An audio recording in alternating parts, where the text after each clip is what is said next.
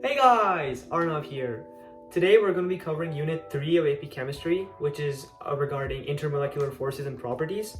And also, it's a pretty big unit. It's worth 18 to 22% of the entire test. So yeah, it's quite important. Before we dive into the video, I just wanted to say thank you for watching my content. And if you like it, then please leave a like and hit that subscribe button below. It really helps me and lets me know that you guys appreciate my content. All right, thank you, and let's get into the video. Alright guys, so before we dive into the academics, I wanted to start a new sort of tradition with you guys. And this stems from the fact that I'm a huge fan of J-pop. I had this really good friend in school who really got me to J-pop, and I thought, why not recommend some songs to you? So yeah, if you like listening to J-pop too, here are some recommendations. So firstly, I would recommend Matsuri by Fujikaze. Fujikaze is like one of my favorite artists, and Matsuri is a pretty good song, one of the first songs I got into. Secondly, I got Stand By You by Official Higedandism, which is also another pretty good song that I quite liked. And then finally, we got Okinimi Somama by Eve, which is a third banger that I recently discovered. And yeah, that's all the non-academic stuff. Let's get into the academics now. Alright, moving on to the academic portion of the video. Next, let's discuss the different types of intermolecular forces. First up, we have LDFs, which are also known as London dispersion forces. And this type of intermolecular force exists across all different types of molecules. So you can be polar or non-polar, but those molecules will still be attracted to each other through LDFs. Now, the way that LDFs work is that imagine any molecule, right? And as we know, since they're covalently bonded, there are going to be electrons being shared at all times, and there's going to be traveling across molecules satisfying the octet. Well, there's going to be one point, this is totally random point, where there will be more electrons on one side of the molecule than on the other side of the molecule. So what this does is it creates a temporary dipole. Now, when there's a temporary dipole, one side of the molecule is going to be more positively charged, or partially positively charged, right? Because there's going to be less electrons there. And then the side with more electrons will be partially negatively charged. So what's that going to do is it's going to induce dipoles upon other molecules, as is seen in this diagram. And it's sort of a chain reaction that causes LDFs to occur and therefore molecules to be attracted to each other. The cause for such attraction is Coulombic forces, since partial positive and partial negative attract. And finally, there were a few other points I wanted to go over, which were that LDFs are the weakest type of intermolecular force. And if you want a relatively stronger LDF, you want a bigger cloud of electrons. So basically what I'm saying is, even though LDFs are the weakest type of intermolecular force, if you have a molecule with more electrons, it's going to have a relatively stronger LDF than another molecule that has lesser electrons. So bigger electron cloud equals stronger LDF.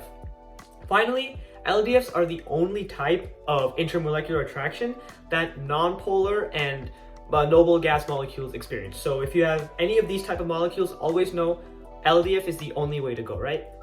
Next up, we have dipole-dipole forces. Now, this type of intermolecular force only exists between polar molecules. And even though polar molecules have LDFs, because every molecule has LDFs, they also have this. And the way it works is that since polar molecules always have a permanent dipole, right? Because they'll always have a partial positive and partial negative side. Like, for example, we have HCl, where the hydrogen will always be partially positive and the chlorine will always be partially negative because of electronegativity. There's going to be constant intermolecular attractions, and that is what a dipole-dipole force is. Some more things about dipole-dipole forces are that they are slightly stronger than London dispersion forces, and that the greater the polarity of the molecule, so if you have more electronegative atoms within a molecule, the stronger the dipole-dipole forces will relatively be. Finally, since the dipole-dipole forces are stronger than LDFs, they're going to have a high melting and boiling point, because if you have a stronger intermolecular force, you need more energy to break it, right? And therefore, it makes sense for the melting and boiling point to also be higher. So that's the reasoning behind that. Moving on, we have hydrogen bonding. Now, hydrogen bonding is a very specific type of dipole-dipole force, right? And the distinguishing characteristic here is that it occurs between two molecules where one molecule has a hydrogen, right? And the second molecule either has a fluorine, oxygen, or nitrogen atom. Now I'm just gonna abbreviate that to FON for now, as I've said here. It's a really easy way to remember, and it's gonna save me a lot of words for the next bit of explanation. So yeah, you want FON in one molecule, and then you want a hydrogen in the other. Now the way this works, right, is that hydrogen, being a atom with very low electronegativity, in most cases will end up being partially positive. So there's a charge there. And then every atom in FON is very electronegative. So they almost always end up being partially negative.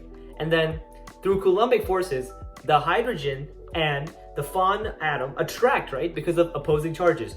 So that's the main concept behind it. Some other things to talk about are that hydrogen bonding is stronger than both LDF and regular dipole-dipole bonding, and it has a higher boiling point and melting point than both. In fact, it's a very high boiling and melting point. And the second to last point is that it's denoted by dashed lines, as you can see in both these diagrams. So basically, as you can see here, there's an oxygen that's bonded to a hydrogen. So the FON criteria is checked, and there's a hydrogen. And you can also see that the IMF is denoted by a dashed line. So that's the point I was trying to make. Finally, you need lone pairs to create hydrogen bonds. So let me use this example on the right. We have hydrogen fluoride molecules bonding to each other through hydrogen bonding. This fluorine has to have at least one lone pair to bond intermolecularly with the hydrogen, right? Otherwise, this won't work. So that's something very important to keep in mind. Finally, we have ion dipole forces. Now, this is the strongest type of intermolecular force, so it has a higher melting and boiling point than everything else we've discussed so far. And another thing is that it occurs between ions and one other polar molecule. Now, you can have multiple ions and multiple polar molecules, but that's the most basic rendition of what we need. Next up, what happens is that the ion has to either be positive or negatively charged, right? And that in turn will be attracted to the positive or negatively charged parts of a polar molecule. So again, we have Coulombic forces coming back and helping us create an intermolecular force. A very common place where we will see such a type of force is when you dissolve a salt into water. Because, let me do some explaining real quick. When you dissolve a salt into water, you create its aqueous solution, as it's said here. So aqueous is basically when you just put anything into water. And what most salts do, like NaCl, is when you put them into water, they dissociate into their individual atoms. So NaCl has sodium and chloride, or chlorine. They will, as you can see here, just like split into two separate ions.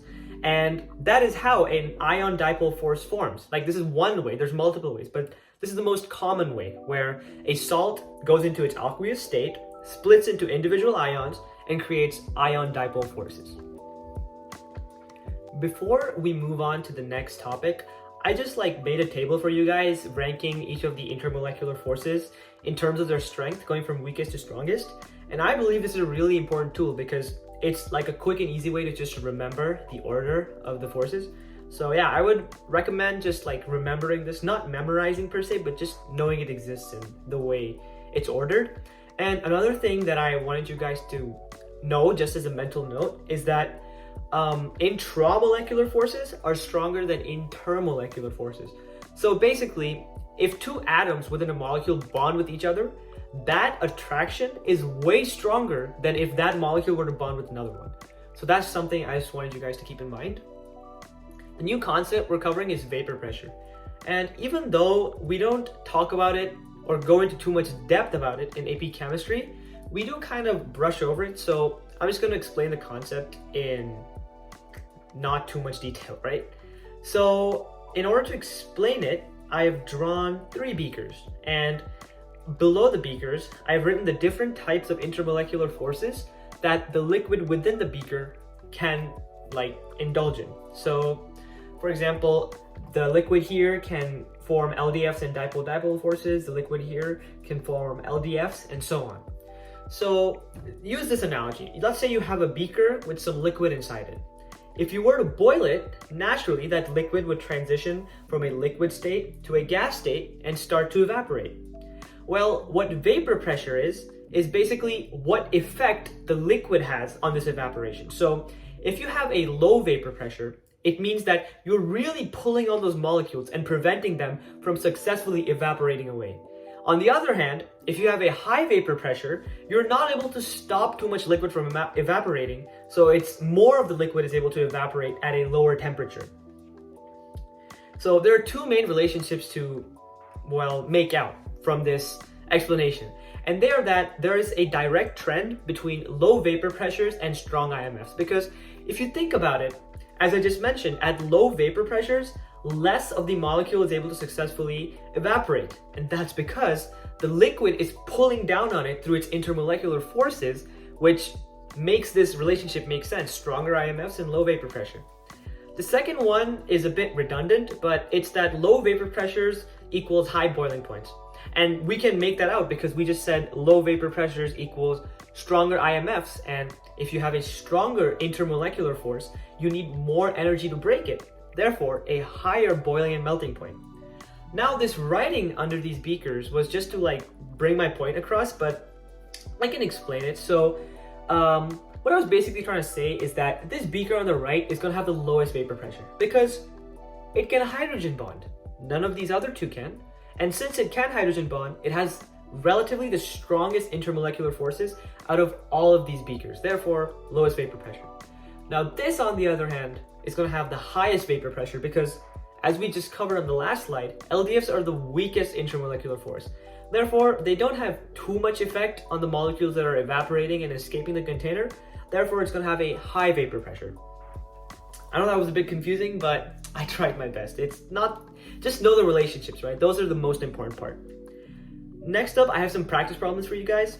First up, the question was, what type of intermolecular forces would be seen if multiple molecules of ammonia, which is NH3, were attracted to another? So these are your guys' options. And with these types of questions, the first step, the thing you must do is draw a Lewis dot structure, right? So I'll give you a second to draw out a Lewis dot structure for ammonia. All right, I'm assuming you guys have done it. And if not, this is what it looks like. So you got one nitrogen bonded to 3 hydrogens with a lone pair. Now, based on this Lewis structure, I want you guys to first try and figure out what type of bonds it can make, and then I'll help you guys. So I'll give you a second. All right, so the correct answer is C. Now, let's rule these options out. So D doesn't make sense because there's always an intermolecular force between any molecules, and that's known as an LDF. So D is just gone off the bat. Second, there's a lone pair here, and there's a nitrogen in the middle. And as we talked about before, nitrogen is very electronegative, right? So this is for sure not a nonpolar molecule because there's a clear dipole where all the negative charge is going to be focused towards the middle, and this middle is going to be partially negatively charged. So it has to also have dipole-dipole interactions, right? So that rules out A, which is just LDFs. Finally, we're debating between B and C. And C is still the better option because if you see this lone pair here, ammonia can hydrogen bond. So let's just go through a checklist real quick. So we got a member of FON, we got nitrogen, and then we also got the hydrogens because there's more than one ammonia, right? The other ammonia can bond with this one. So we got the hydrogen, the nitrogen, and then we got the lone pair as well, which is going to allow the hydrogen to come in and just connect with the nitrogen. So that is why LDFs, dipole-dipole, and hydrogen bonding are all the different types of IMFs that ammonia can form. The next question was, which of the following molecules would have the lowest vapor pressure? Now, this is based on the last slide. So I've given you guys the boiling points of each of these different molecules, and I want you to find out which one has the lowest vapor pressure. All right, I'm assuming you've tried, and all you need for this is the relationship we discussed on the last slide, which was that lower vapor pressure equals higher boiling point. So all we gotta do is look for the molecule here that has the highest boiling point. In this case, it's decane. So yeah, vapor pressure is not that hard because we don't go too deep into it, but the relationships are of the essence. So make sure that you know about them. Our next topic of discussion is going to be the properties of different kinds of solids. Some of this might be review from the last unit, but that's okay because it's a main part of this unit. Before I start, I wanted to say that in AP chemistry, we only focus on crystalline solids. And there are two types of solids, which are amorphous and crystalline. And the main difference is that molecules in crystalline solids are way more arranged and placed in a manner that is meaningful, while as amorphous solids like plastic and rubber have randomly placed molecules and it's really just a mess. So we don't cover them in AP chemistry, and all the solids we look at are all crystalline solids. First up, we got ionic solids.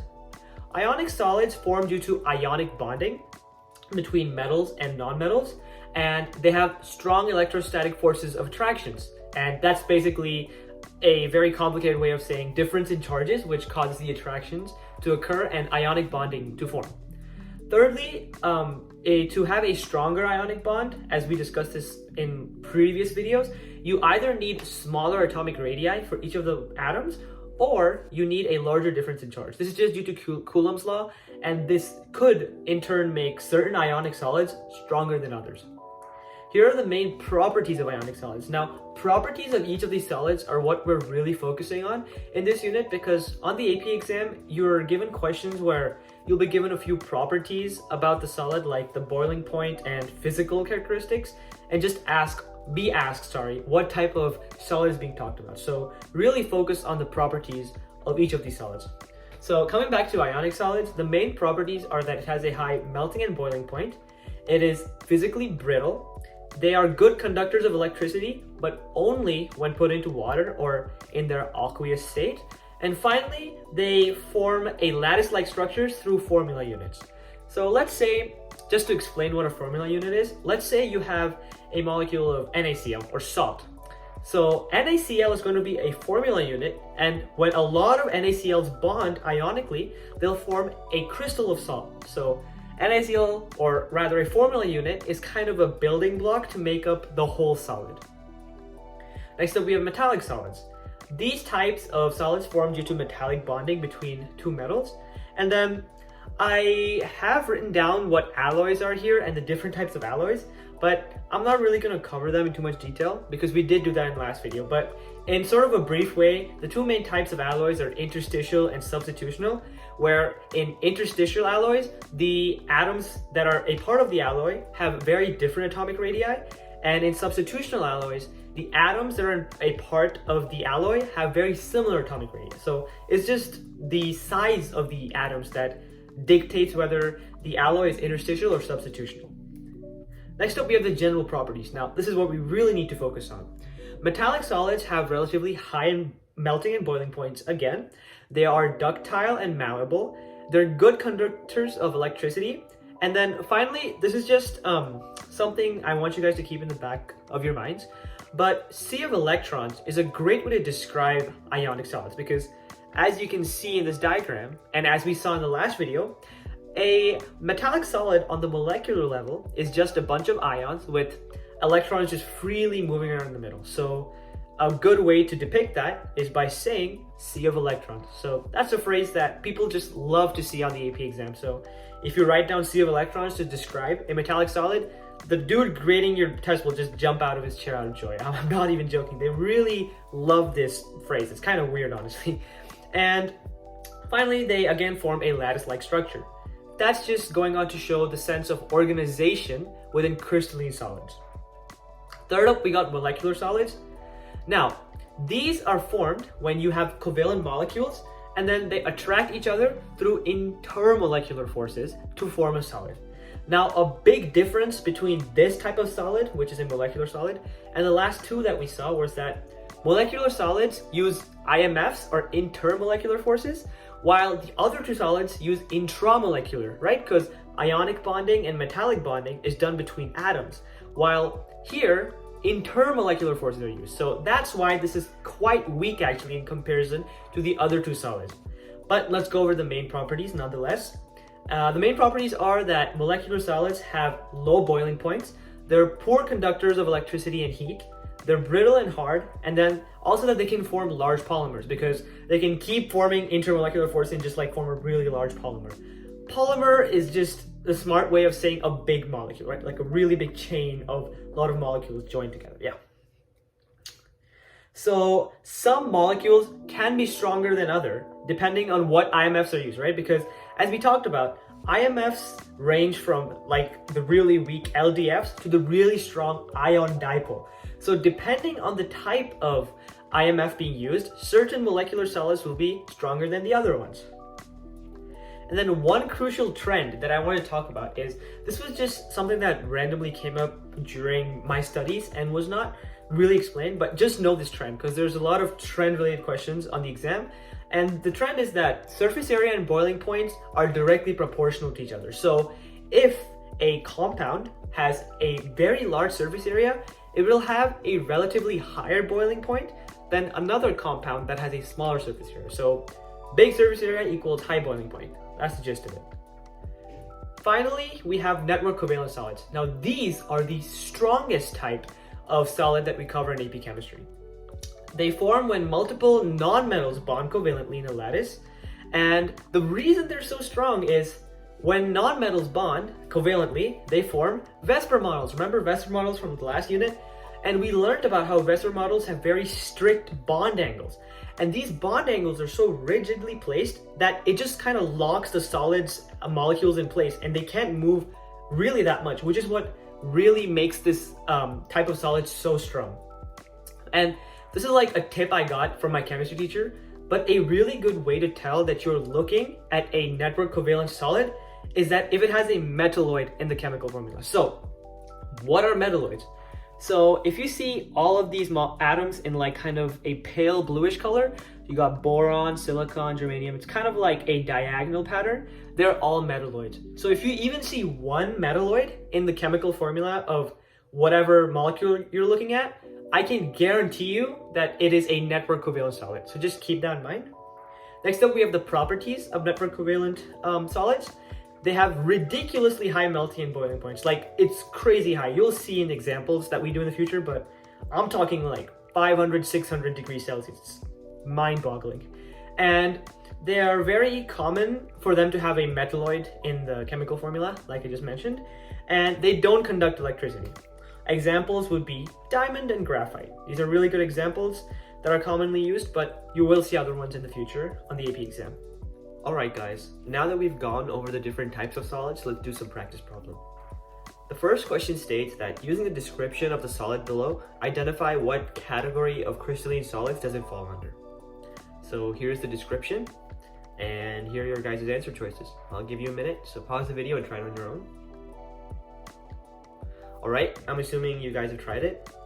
Now the correct answer is C, ionic solids, but let's break it down, right? The first bullet reads, has a high boiling point of 1465 degrees Celsius. So we already know that it's got to be either ionic, metallic, or network covalent, right? Because all three of them have really high melting points, or boiling points rather, sorry. The second point states it is a great conductor of electricity when in water. Now, this is like absolute money, right? This basically gave us the answer, and from this point on, we should know that it is an ionic solid because that is the distinguishing property of an ionic solid. And then finally we have is physically very brittle. Now, that's another big property of ionic solids, so that's why we know it's an ionic solid. Next up we have, which of the following diagrams best depicts metallic solids? So here are the 4 diagrams, and I'll give you guys a minute, pause the video. Alright, I'm assuming you guys have given it a shot, and the answer is D. Because it all comes down to the sea of electrons, right? As you can see, there are multiple ions that are placed and then electrons that are just moving about in between them. So that is why we know that a sea of electrons exists, and therefore D is our best choice. So on this slide, I just wanted to help you guys understand how to draw certain particulate diagrams. So basically, just how to represent a solid, liquid, or gas of any molecule. So when you're drawing a solid, just like it showed here, make sure that the particles are basically touching each other and form like a blob towards the middle of the beaker, right? Also make sure that the blob is sitting on the ground because solids don't fly in the air, right? Okay. The second one is a liquid. When you're trying to represent a liquid with particles, you can space out the particles a bit more than they were in solids. So don't make them be touching each other, but make them be a bit far away from each other. And this makes sense, right? Because water is not as rigid and tightly packed as solids, which allows liquids to flow. So that is why when you're trying to represent a liquid, make the particles be a bit far away from each other. Also, again, you want to make them kind of be towards the bottom of the beaker. Now this one makes sense because there's a lot of liquid, but towards the bottom would make sense because again, liquids don't fly, right? finally we have gas. Now, here is where gases do sort of fly, right? So number one, increase the distance between the particles a lot to represent that it is a gas. And then also just randomly plop down particles all around the beaker to show that it's dispersed all across and the gas particles are just moving around randomly. All right. Next up, we have the kinetic molecular theory. So this is a bit unorthodox of me to do, but normally you're introduced to the ideal gas law first and then this. But I feel like it's important to go over this first because this actually tells us what an ideal gas is. And then we'll move on to the law, okay guys? All right, so an ideal gas is basically this theoretical gas that follows all of the criteria I'm about to list to a T. The first one is that the particles in an ideal gas are constantly moving in a random straight line path, right? So they're just always moving in that fashion. Second one is that they have a negligible volume. So each individual particle has a volume that is virtually non-existent. So very, very small volume. Third point is that there exists no IMFs between the particles. So the particles are not attracted to each other. Therefore, whenever they're just whooshing around and hitting each other and the container, they are not attracted to each other. And the fourth point is that the collisions that occur are completely elastic. So what I mean by this is that imagine this is a container, right? And you got particles just moving around. There is going to be a lot of instances when the particles do actually hit each other, right? Well, the fourth point conveys to us that when they do actually hit each other, they don't lose any kinetic energy. So basically, even after they hit each other, they continue moving at the exact same speed they were moving at before they hit each other. So no changes in kinetic energy or speed. And then the last point is kinetic energy is directly related to velocity, which brings me to this formula, which was given to us on the AP Chemistry formula sheet. Okay, let's go over the formula first, which is Ke equals half mv squared. In this formula, we see that kinetic energy is equal to half times mass times volume squared. So if you're given mass and volume, you can just calculate the kinetic energy of any particle. All right, now this on the right is the formula sheet. I will link it down in the description, but I would really recommend going through the AP Chem formula sheet and really familiarizing yourself with it, because on the AP exam, I had a lot of friends, and this even happened to me a lot, where I had to just like kind of look around for the formula I was looking for, and it really wasted a lot of time. Better yet, just try and memorize some of them, because like K equals half mv squared, I feel like we can memorize that, right? So it will save you a lot of time, and therefore you will have more times to work on other problems that maybe are harder. Now that we know what an ideal gas is, basically any gas that follows the 5 criteria I listed above, let's move on to the ideal gas law. The ideal gas law states that for any ideal gas, PV equals nRT, where P is pressure in ATM or torr.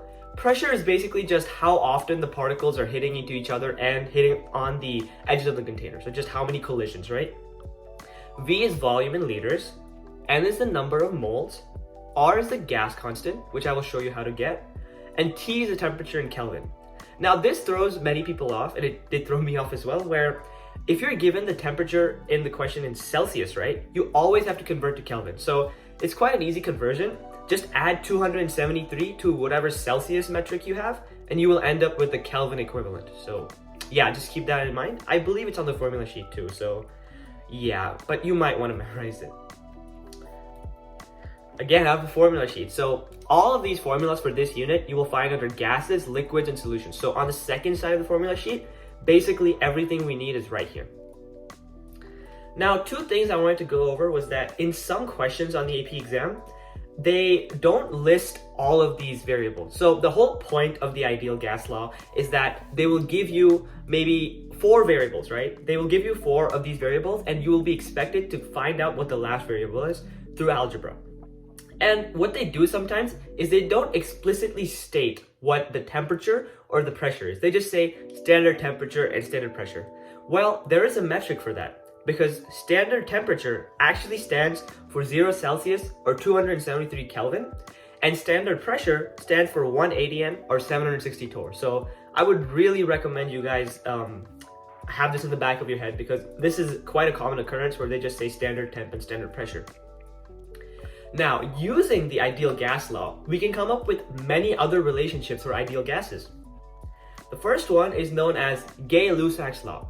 Now, here's the thing, right, guys? You don't need to memorize the names of each of these laws, but just memorize, or rather remember, how each of the laws works. So here we have Gay-Lussac's law, which states that pressure is directly proportional to temperature. Now, this makes sense because when you increase the temperature, you therefore increase kinetic energy and stuff starts moving faster. And if stuff starts moving faster, the particles will have more collisions more frequently. And since we know that pressure is basically the number of collisions, it makes sense that an increase in temperature would increase the number of collisions. So that's the first law. The second one is Charles's law, which states that there's a direct relationship between temperature and volume.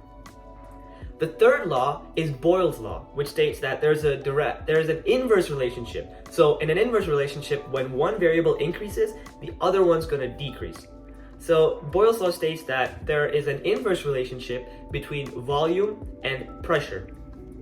Finally, we have Avogadro's law, which states that there's a direct relationship between volume and number of moles. Now, you guys might be wondering if these are relationships that you would have to memorize, but I'll show you on the next page how you can actually calculate them. But before that, we have one more law, right? This is the combined gas law. So here we take into consideration three variables, pressure, volume, and temperature, and we come up with this law where P1 V1 over T1 equals P2 V2 over T2. So in these kinds of questions, what's going to happen is they're going to give you like the pressure and volume and temperature at the start, and then they'll give you the pressure and volume at the end, and they'll be like, what's the temperature? So you're just plugging in numbers and just solving algebraically. Now, here's how I actually came up with this law, right? So we know the ideal gas law states that PV equals nRT. But since we only care about pressure, volume, and temperature for the combined gas law, what you want to do is move P, V, and T to one side of the equation, as I've done here. Now we know the relationship is PV over T, and therefore we can say that P1 V1 over T1 equals P2 V2 over T2. You can apply this to really any of the laws that I've talked about here. Just focus on two variables, and when you move them or isolate them on one side of the equation, you will come up with a relationship. So I feel like that's really important because sometimes we forget what they are, right? So you can just like algebra it out. Yeah.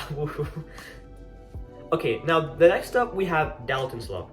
And Dalton's law basically says that there exist partial pressures, or pressures for specific gases inside a mixture of gases. So the way you do that is, assume you have three gases in a container, right? And you're trying to find the partial pressure of one of the gases. So a thing that is not covered on the slide basically is that the partial pressures need to add up to the total pressure, right? So let's say, for example, we have gas A, B, and C, and we are trying to calculate the partial pressure of gas A. What we're going to do is take the moles of A divided by the total moles. These are numbers that will be given to us in the question itself, and then we calculate the mole percent, or how much of the mixture does the gas we're looking at actually constitute. Next up, we find the partial pressure, where we just multiply this mole percent by the total pressure, which will also be given to us in the question. I want to do a practice example with you guys. Assume a container has 4 moles of carbon, 5 moles of oxygen, and 8 moles of neon. If the total pressure exerted on the container is 10 atmospheres, what is the partial pressure of oxygen? Now let's break this down before we actually solve it. We know that the total pressure inside this container is 10 atms, or 10 atmospheres, right? And we know that there are 3 different gases. And we also know that we're only focusing on oxygen. So our first step would be, as is stated here, divide the moles of oxygen by the total moles. So we have 5 moles of oxygen divided by a total of 17 moles, which will give us 0.294. That's our mole percent. And then for the partial pressure, we just multiply that by the total pressure of the whole container, and we get our partial pressure. So this is only the amount of pressure that the 5 moles of oxygen are exerting on the entire container. Now I have some practice for you guys from the ideal gas laws and stuff that we just went over. The first question is, under constant volume, the pressure exerted by an ideal gas is 5 atmospheres when the temperature is 300 Kelvin. What would be the pressure if the temperature was increased to 400 Kelvin? I'll give you guys a second to try it on your own. Alright, with this question, first we have to identify what variables we're looking at. And if we read the question, we see that volume is constant, and it's saying that pressure and temperature are the ones that are changing. So our variables are pressure and temperature. And we know, based on the laws we just went over, that pressure and temperature are directly proportional. So if one of them increases, the other one will also increase. So we just have to set up the equation T1 over P1 equals T2 over P2. Or sorry, P1 over T1 equals P2 over T2, and just plug in our values and then put in a variable for the one we're trying to find out, which is the pressure once the temperature is increased, and solve for it. So we got 5 atm over 300 degrees Kelvin is equal to X atm, because we don't know what the final pressure is, over 400 K. And if you do the algebra, you end up with approximately 6.67 atmospheres, which will be the final temperature the final pressure once the temperature is increased. 6.67 atm. Alright, for this question we have, upon adding 5 moles of an ideal gas into a container, a volume of 20 liters was recorded. What would the volume be if 2 additional moles of the same gas were added? Now again, we have to look at the variables we're looking at, right? In this case, we're looking at volume and number of moles. And we know that they also share a direct relationship, where if one increases, so does the other one. So using that, we can just write down the proportions, plug in our numbers. So we started with 20 liters and 5 moles, but we increased to 7 moles. So what is our volume at the end? And then we just solve for X by moving variables around, isolating the X, and coming up with 28 liters. That's our answer.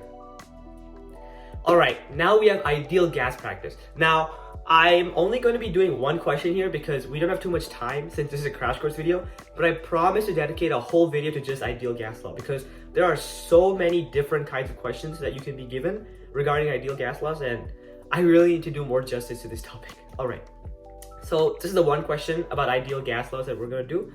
Assume that 10 moles of the ideal gas N2 was placed into an evacuated 5-liter container. And after some time, the recorded pressure was 8.9 atmospheres.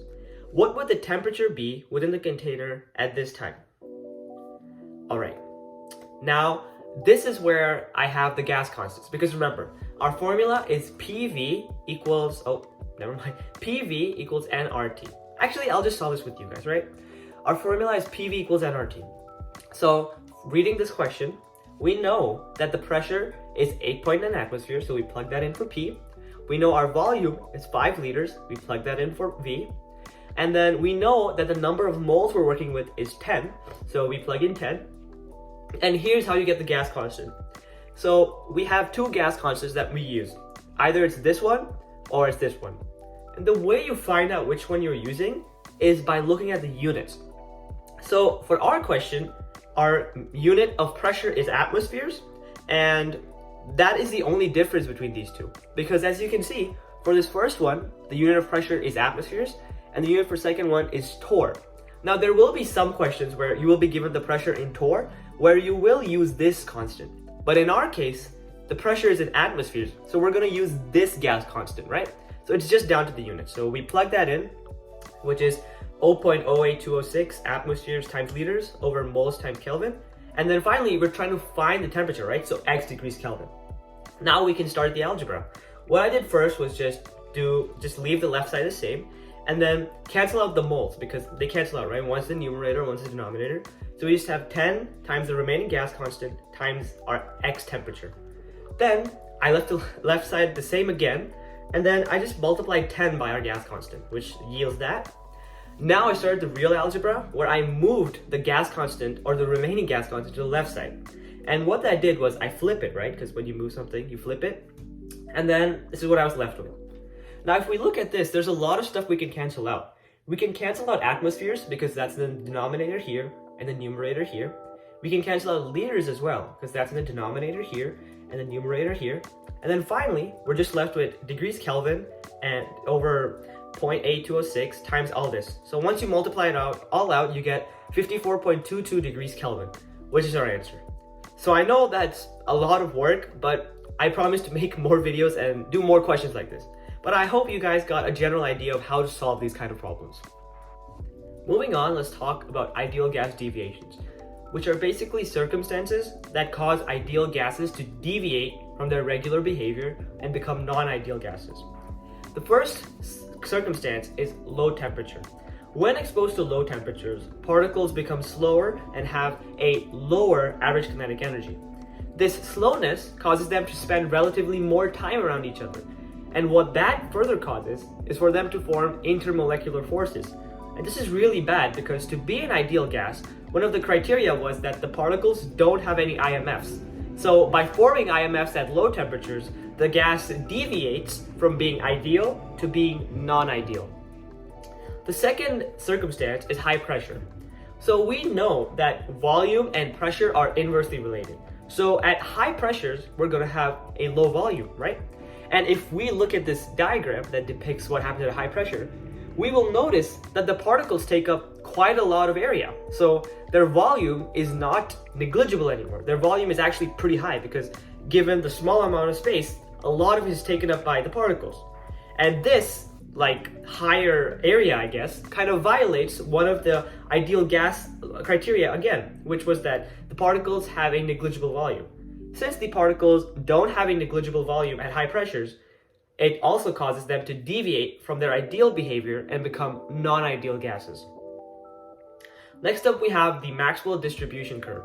Now this one looks really complicated, but it's not that complicated, I promise, where you're just relating the number of molecules to the average kinetic energy or the average velocity. So let's say you have a cold or a molecule that's exposed to really cold temperatures. We know that at cold temperatures, the velocity or average kinetic energy is going to be slow. They're going to be traveling slower. And that is depicted by this curve where a majority of the particles are towards the left of the curve, where you have a lower kinetic energy. Let's say you increase the temperature a bit and you go to room temperature, the curve point or the bell shape is going to shift to the right. And that is because if the temperature is slightly higher, you will find more particles at a higher kinetic energy, right? Which makes sense here. But you will also notice that the hump went down. And this makes sense because if the hump were not to go down, that would mean that there were a different number of particles, right? Because we still want the area under each hump to be the same because we're always looking at the same number of particles. If we were to make the room temperature hump up here too, that would be wrong. Finally, we have a hot gas, and we know that at really high temperatures, we increase kinetic energy and particles are just going crazy, just moving really fast, right? And that makes sense here because the hump has moved a lot to the right, which means that a huge majority of the particles in the container are moving at really high velocities, which is signified by this last hot gas curve. Next up, let's move on to solutions and mixtures. And let's start by talking about the two main types of mixtures. So a homogeneous mixture is where the solute perfectly dissolves into the solvent. Like when you put salt into water, you notice how you can't see the salt anymore, right? Because it's perfectly dissolved. And a heterogeneous mixture is when you mix two substances, but it's not quite uniform. You can still see them in there because they've not dissolved properly. An example of this would be like oil and water, where you see that the oil and water form separate layers because they have not dissolved perfectly. And now we're going to move on to the new topic for this subsection, which is molarity. What is molarity? So molarity is basically defined as concentration. It's just the concentration of any substance within a solution. And the formula for molarity is basically you take the moles of whatever substance you're looking at and you divide it by the total volume of the solution. Finally, another thing to talk about is that whenever you talk about molarity, you use a unit, and that unit is M, just like a capital M. So for example, if you put salt into a solution and you examine the molarity, and if you see that for every 1 liter of the solution, there's 0.5 moles of NaCl, you would say that the concentration of NaCl is 0.5 molar. So it might seem a bit complicated, but we're going to do a few examples and it'll really start making sense. Okay, so the first question is, what is the molarity of ascorbic acid, a 600 ml solution that contains 80 grams of ascorbic acid? Alright, so basically what this question is saying is that in a 600 ml solution that contains 80 grams of ascorbic acid, what would be the molarity or concentration of ascorbic acid? Now, this is going to require quite a bit of stoichiometry, so I'm just going to do it with you guys. So first up, I really like doing this is just listing down what I know. I know the volume of a solution, which I have to convert to liters because the formula for molarity is moles over liters, right? So you want to make sure it's in liters. And then my second thing I know is the grams of ascorbic acid, which is 80. And finally, I know the molar mass of ascorbic acid. So what we start off by doing is writing down the grams of ascorbic acid, and then we convert it to moles, right? By just using the molar mass. And then we get 0.454 moles of ascorbic acid. Then to calculate the molarity, you just take the moles of whatever you're looking at divided by the total liters of solution. So that's going to be 0.454 moles divided by 0.6 liters, which gives us that the molarity of ascorbic acid in this solution is 0.757 molar. Okay, another question. Now this one's a bit different. It's saying how many grams of salt, or NaCl, are in 300 ml of salt water solution if the molarity of NaCl in the solution is 0.500. Now this is interesting because we're given the molarity and the volume of the solution, and we're being asked to find how many moles of the solution are there, or how many grams rather. So the way I like to explain this is first we just pull up the regular molarity formula, which is molarity equals moles over liters. And since we're trying to solve for grams, first we're going to get moles and convert to grams, right? Well, to get moles, you just multiply liters on both sides, and then you get liters times molarity equals moles. So through some simple algebra, we manipulated the equation so that we isolated moles, and now we can just calculate moles with what we know and then convert to grams. So we start off by just using the equation we came up with, which is liters times molarity equals moles. And then we know our liters are 0.300, which is given in the question, and our molarity is 0.500. So the moles of NaCl we're going to end up with are 0.15 moles. Now finally, since the question is asking for how many grams of NaCl, we just convert moles to grams using the molar mass. So we set up 0.15 moles, cancel with moles at the denominator, and we are left with 8.76 grams of NaCl. Our third and final question is even more different. Here, we are asked to find how many liters of solution we're looking at. If a solution containing HCl and water has an HCl molarity of 0.350, how many ml of the solution are required to obtain 10 grams of HCl upon evaporation? So it's basically saying that you have this solution, right? And you have the molarity of the solution is 0.35, as is noted there. It's saying that how many liters of solution you need so that when you evaporate it, you're left with 10 grams of HCl. Now, again, we're going to manipulate the equation. Since we're trying to find liters in this case, we know that molarity is equal to mole times liters. We're going to multiply liters here and then divide by molarity. We're left with liters equals moles over molarity. So again, by manipulating the equation, we can isolate the variable we're trying to solve for. Now let's actually solve. We're going to start off by converting the grams of HCl to moles of HCl using the molar mass right here, because we always work with moles in molarity questions. So 10 grams of HCl is approximately 0.274 moles of HCl. Next, using the equation we came up with, we know liters is equal to moles over molarity. Our moles are 0.274, our molarity is 0.350. So once we go through with that division, we're left with 0.782 liters or 782 ml. And the reason I converted to milliliters was that the question was asking for milliliters. Okay, I hope that made sense. I know it's a bit complicated, but yeah. Let's move on to dilution. So what dilution basically is when you add excess solvent into any solution, and that reduces the concentrations of all the other solutes that were originally in the solution. An example would be salt water, where the original solvent was water and solute would be salt. If you add more water, you're going to reduce the concentration of the salt, which is a solute, because it's going to be relatively less abundant due to more water being added. Now here's a formula for this subsection, which is V1M1 equals V2M2, or VOOM, where V is volume and M is molarity. It helps us relate changes in volume to changes in molarity. Let's do a practice problem.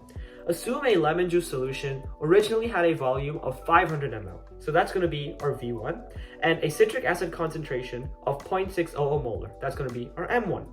What would the concentration be if the solution's volume was increased to 1200 ml, which will be our V2, by adding water?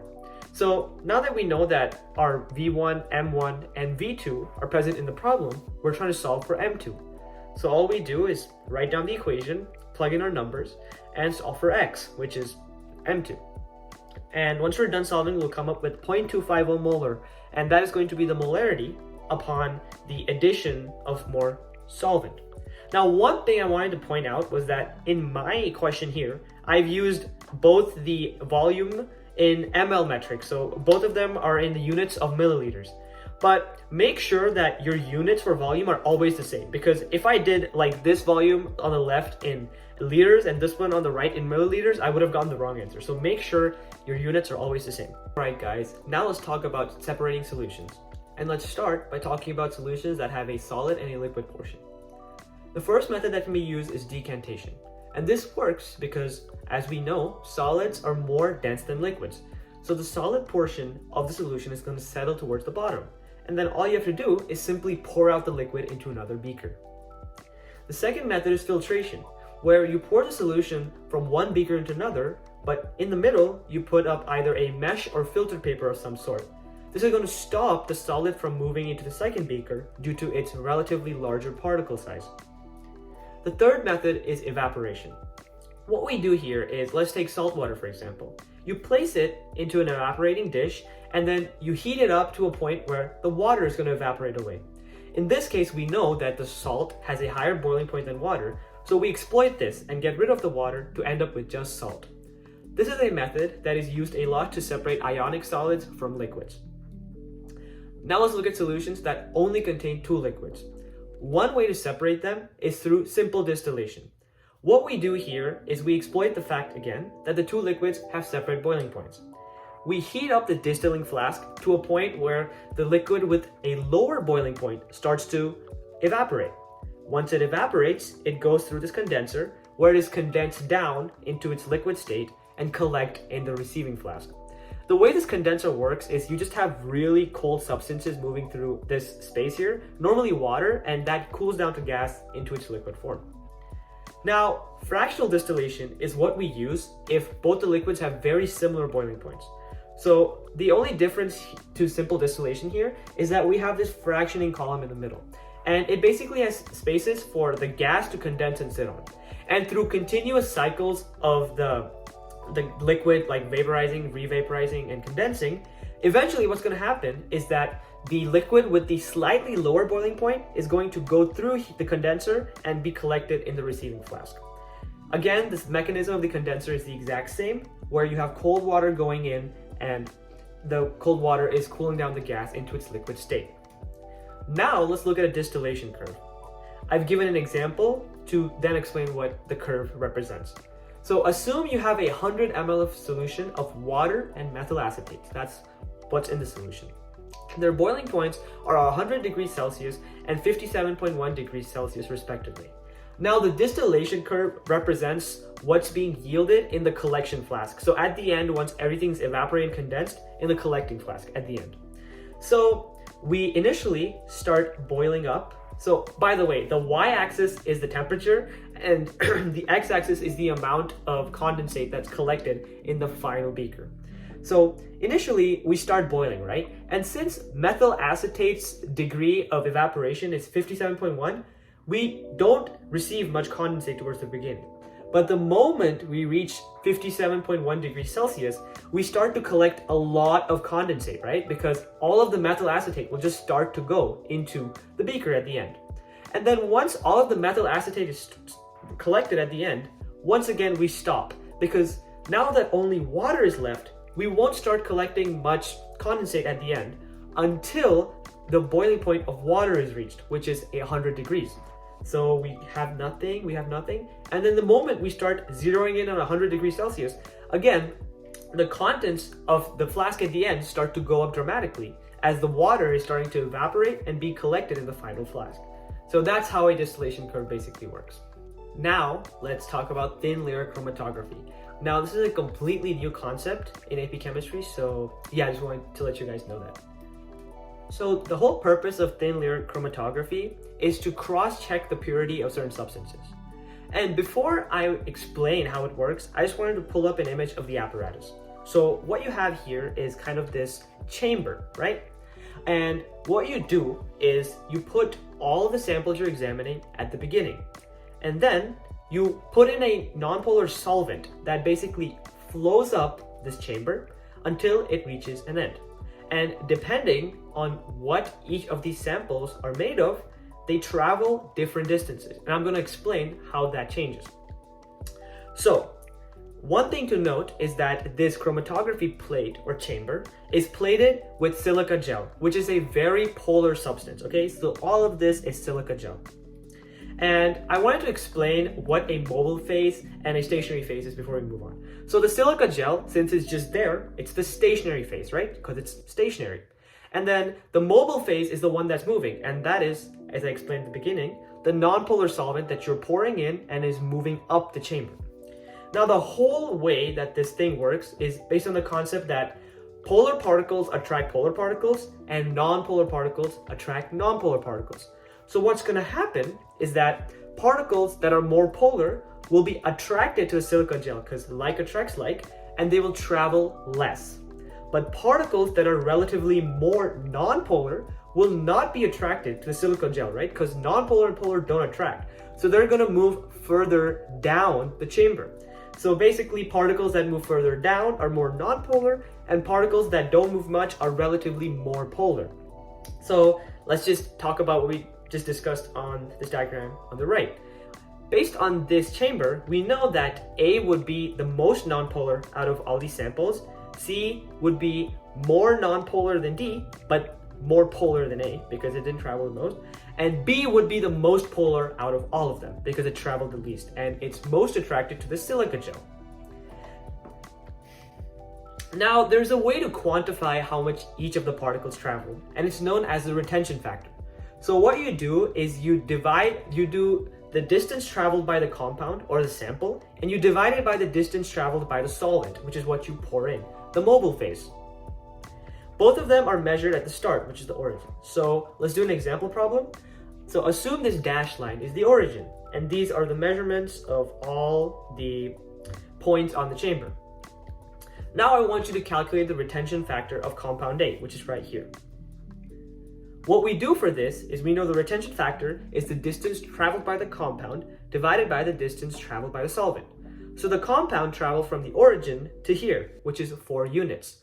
And then the nonpolar solvent traveled from here till here, which is 5 units. So our retention factor would be 4/5. And since they're normally represented in decimal form, I converted it to decimal form, which is 0.8. And a higher retention factor means that the substance we're looking at is relatively less polar. And that makes sense, right? If you travel further down, you are less polar. Now let's talk about column chromatography.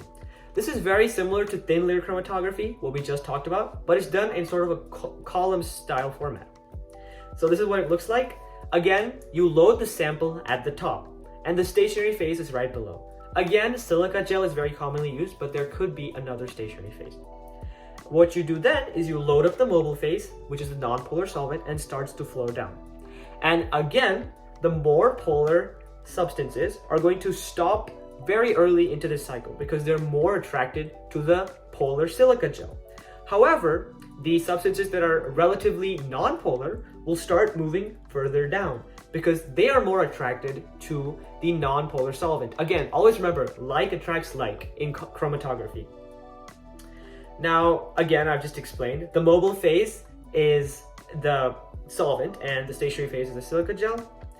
And this is kind of opposite to the thin layer chromatography because relatively more polar compounds will be found up and the ones that are relatively non-polar will travel further down. That's the only difference.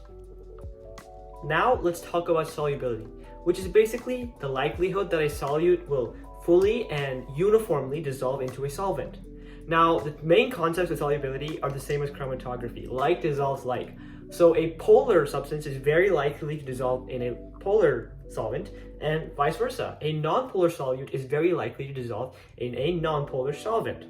Now, there's 3 types of solutions in solubility. Just wanted to go over quickly. And the first one is a saturated solution. This is a solution where the ratio of solute to solvent is perfect, and the solution is dissolved uniformly, and Basically, it can't accept any more solute. It is saturated, right? The second one is an undersaturated solution. These types of solutions are at a point where they're not fully dissolved yet, as in they can still accept more solute. So you can keep adding solute to these types of solutions until they also become saturated. The third type of solution is the opposite of undersaturated. These are supersaturated solutions where there is too much solute. So the solution cannot accommodate for too much solute, and this many a times creates lumps or blobs within the solution. Now let's move on to factors that affect solubility. A high temperature increases solubility, an increase in pressure increases solubility, an increase in concentration of the solvent increases solubility because that allows for the solvent to accept more solute. And finally, a smaller surface area of the solute will increase solubility because if the solute is smaller, you can accept more solute into the solvent. Now, here is a table of solubility rules, and this is something that's not really important until the next unit when we do net ionic equations and stuff like that, but this is something that I would highly recommend you guys memorize because this is not on the formula sheet or anywhere else. It's really helpful to realize, or rather know, which molecules and compounds will dissolve and which won't. So yeah, these are some things that I think you guys should really memorize. Okay, so we'll be ending this video by talking about the photoelectric effect and the light spectrum, or the spectrum of radiation rather. So here on the left, I've got a brief reminder of what a wavelength and frequency is. So a wavelength is basically the difference between, or the distance rather, between each of these peaks. So that's a short wavelength and that's a long wavelength. And then frequency is how often each of these waves are or the hills are created. So that's a high frequency, that's a low frequency. Something else to keep in mind is that a high frequency is basically the same as having a high energy. Now here we've got the spectrum of radiation, and as we move from left to right, so like from radio to micro, infrared, and so on, you increase in frequency and energy. And as we move to the left, you increase in wavelength. Now let's talk about the three main types of radiation that are discussed in AP chemistry, which are microwaves, infrared radiation, and visible and ultraviolet radiation. Okay, so first up we have microwaves. So when exposed to such a type of light or radiation, what happens is molecules start to display transitions in rotational energy. So it'll just start rotating a lot. Next up, we have infrared waves. When exposed to such a type of light or radiation, molecules will start to vibrate as a result. Now the third and most interesting one are ultraviolet waves. So when exposed to this type of radiation, there is no rotation, vibration, or any physical effect. There's actually a molecular one where there are transitions in energy level or the electrons start to get excited. So I've displayed that through this image here. Imagine this green arrow represents a ray of, or rather a photon of an ultraviolet radiation, right? It's gonna come in and it's gonna hit this electron. And what's that gonna cause is for the electron to move up an energy level and just move outward. So that's an increase in energy level, and that represents the electron getting excited. Now, when the photon of light has done its work and starts to leave the atom, what's going to happen is the electron is going to go back into its original energy level. So that's kind of how the interaction works. Now let's do an example question. You might be wondering, like, what are we really doing? But this is what I'm talking about, because on the formula sheet, you have these two equations where energy is equal to Planck's constant times the frequency, and the second one is the speed of light is equal to wavelength times frequency. So basically what you just do is you already have two of them in the form of constants, and the three that we're really dealing with are energy, frequency, and wavelength. So you'll be given a lot of questions where you'll be given like two of these, or rather just one of these, and asked to identify any of the other ones. So here's an example, right? The first ionization energy of oxygen is 1,314 kilojoules per mole. What is the longest wavelength of light that is capable of ionizing an atom of oxygen in the gas phase? So basically, we've been given the ionization energy, or the energy, and we're trying to find the wavelength. So let's start. First up, we're going to use the formula on top because we know what energy is, and we can use Planck's constant, which is given to us, to find the frequency. That's exactly what I've done here. Also, something else I've done is I converted the kilojoules to joules because, as you can see here, this constant of Planck's constant is in terms of joules, so that just makes the stoichiometry easier. And another thing I've done is I've converted the joules per mole to just joules, because we're not looking at a mole of oxygen, we're looking at an individual atom of oxygen. So that's also something to look out for. Once we set E equals H times V and plug in the energy and Planck's constant, we end up with the frequency, which is going to be 1.44 times 10 to the negative 42 seconds. Now that we have the frequency, we can move on to the second formula, where we know both the frequency and the speed of light, which can be plugged in to come up with the wavelength, which is what we want. Once you plug all of that in and you cancel out some light terms, you end up with 4.32 times 10 to the negative 34 meters. So that is the size of the wavelength that is required to achieve such a task.